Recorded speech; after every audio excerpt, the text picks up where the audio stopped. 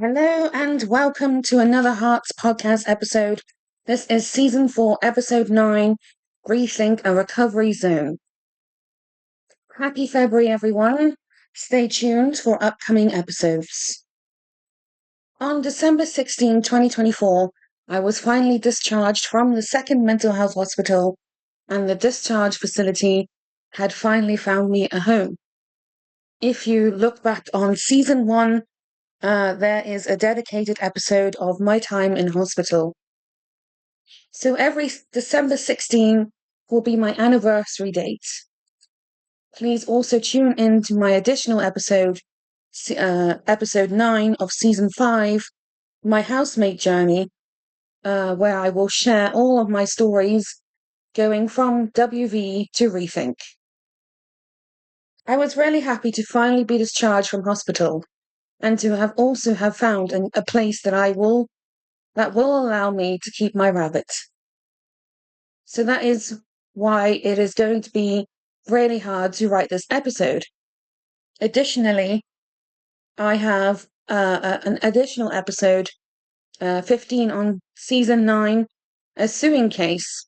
That will be the additional story to this episode. And while these episodes are my stories, it is also important to keep in mind that they are real-life events.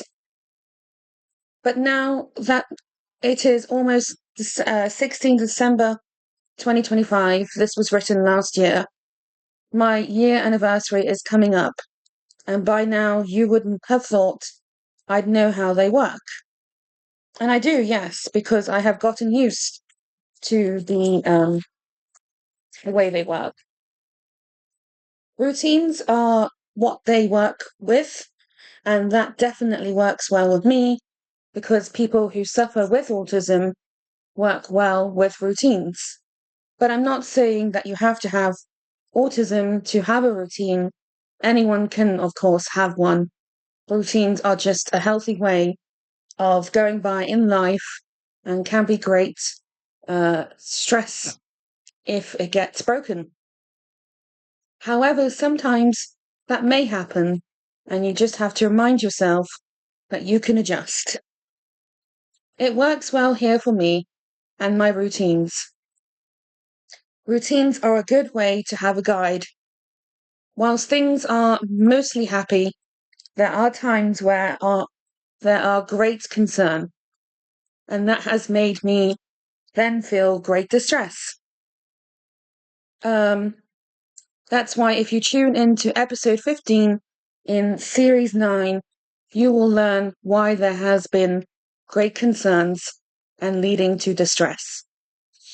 This is also why this episode is a little hard to write, but they mostly work well. It is a semi-independent placement where you receive support Monday to Friday, and the times vary as well as who you have for support. At the moment, we have a support team for this property of under 10 support workers, with the occasional visit of the manager and her boss. We get weekly rotas that display our support times and who we have as support. And now I have started sharing my support rotas with my close, very few selected IRL friends. We all have duties as housemates in the house, and so do all the support staff. One of the duties that the housemates have to do is cleaning the kitchen on the set day of the kitchen cleaning rota. We all decided on our days for the kitchen cleaning, and mine is on a Tuesday. One of the duties as support workers is they have to test the fire alarm on a weekly basis, which I think is done on a Friday, but there are occasional times that it gets done twice, and I think that's a bit excessive, in my opinion, because you don't need to test it so much. Legally, you should only do it once a month. And as part of my Asperger's, the alarm provokes my anxiety, greatly, and I have to cover my ears when it does go. During all of that, my heart races. On a good day, I do go to bed from midnight and onwards, and I like to wake up from 10 a.m. and onwards. Although I feel my depression affects me on occasion, and I do need to increase my sleep from time to time. In season 8, episode 1, I will have another dedicated episode where I talk about all of my conditions in depth. I think it's good of me to do additional episodes so that I can expand my podcast and have many more stories to share. And support workers have been good to inform me when they are about to do the alarms. So that is a good thing at least. In this provider, your minimum hour support requirement is 10 hours. I decided to reduce mine to that in late 2025 because I am very independent. I have a care coordinator that makes an effort to see me once or every other week, and I have been told that my support plan with them will be running out, but as I do this episode, I have yet to know when.